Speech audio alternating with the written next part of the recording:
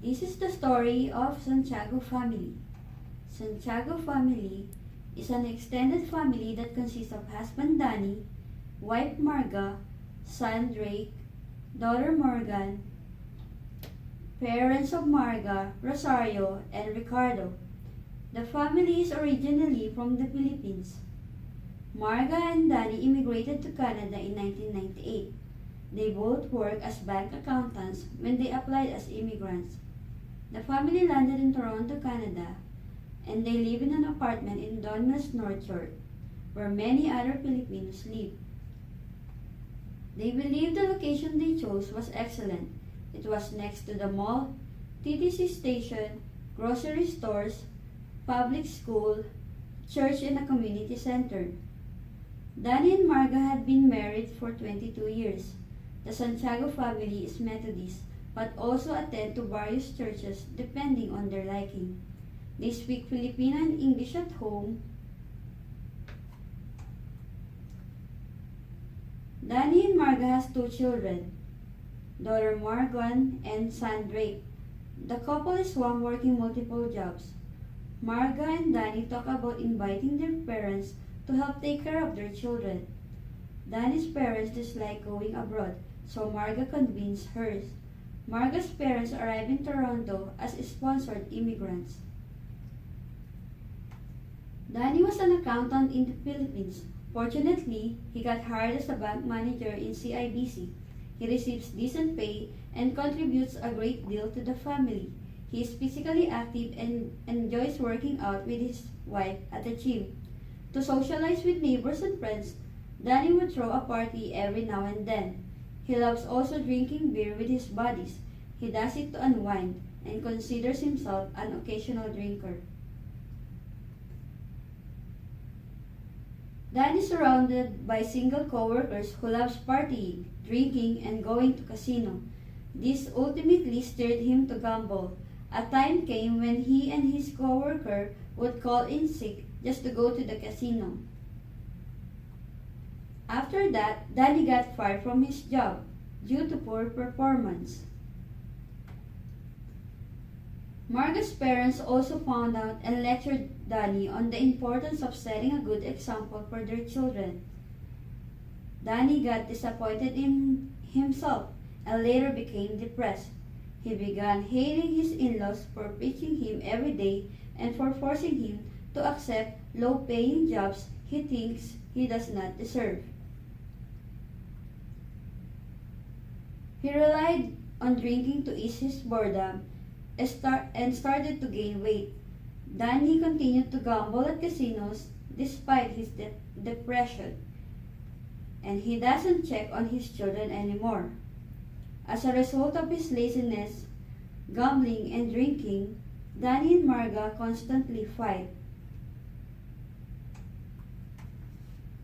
One day, Danny experienced a tremendous amount of abdominal pain, had an elevated blood pressure, and became jaundiced. Marga brought Danny to the hospital where he was diagnosed with liver cirrhosis. Meanwhile, Marga, unlike Danny, was unlucky. Her lack of experience as an accountant made it difficult for her to find a suitable job. She works as a part-time cashier at Tim Hortons and No Frills. She manages the family's finances while taking care of her children and mother when she's not working. Everything fell apart in the family when Danny lost his job. Then her father suddenly died 2 years ago from heart attack, and her mother suffered from Alzheimer's disease. Now she is silently suffering from depression. She began to binge eat. Like Danny, she became overweight.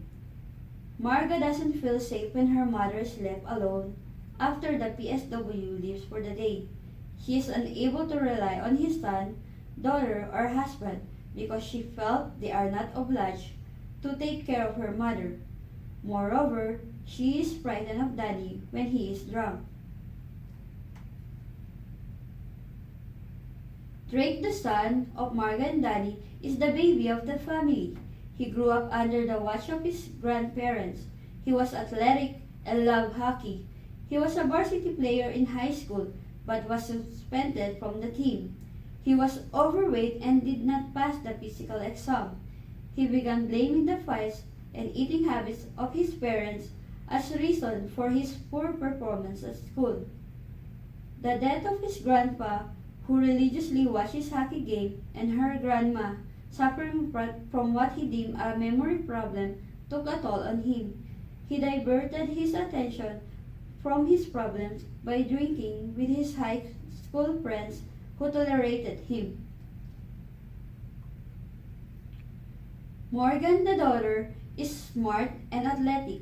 She appreciated the hard work of her parents and guidance of her grandparents. She grew up independently and doesn't want to bother anyone. She likes doing things alone. She understands the situation in their household. When she doesn't have a class, she helps in taking care of her grandmother. She also helps around the house and regularly cooks for the family. She looks out for his dad when he is drinking. She received a soccer scholarship from a college in the United States. Now she is torn between pursuing her dreams and leaving her family amidst their problem. Ricardo, the grandparent, was a wonderful man. He was cheerful and optimistic. He loved spending time with his grandchildren and never missed their ball games. He enjoyed working in his garden. He experienced some chest discomfort and difficulty of breathing in the last few years before he passed. He kept it to himself until he suddenly collapsed 2 years ago. He died in the hospital due to myocardial infarction.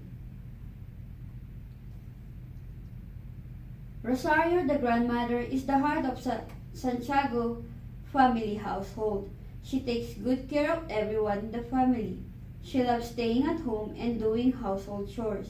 She shows early signs of Alzheimer's disease, such as failing to remember to turn the stove and lights off, and not remembering where she placed her keys or sunglasses. The changes started to appear before her husband died. Danny and Marga brushed it off with jokes and did not think further of the signs. After Ricardo died, Rosario became quiet. She neglects to do her chores and began forgetting names of people close to her. At times, when left under the care of a PSW, she's agitated and doesn't want to be helped. She constantly fights with Danny when she encounters him drinking at home. They dislike each other because she expects Danny to conform to Filipino values where a man should always be the provider of the family. Nevertheless, she loves her daughter and grandchildren dearly, that she tries to find for a solution. Rosario doesn't want to go back to the Philippines. She expressed her concerns of being a burden and the need to take care of the family. This is not the end of our story. This is not the end. It's only the beginning of something great. The help is on her way. As a nurse, our goal is to help Santiago family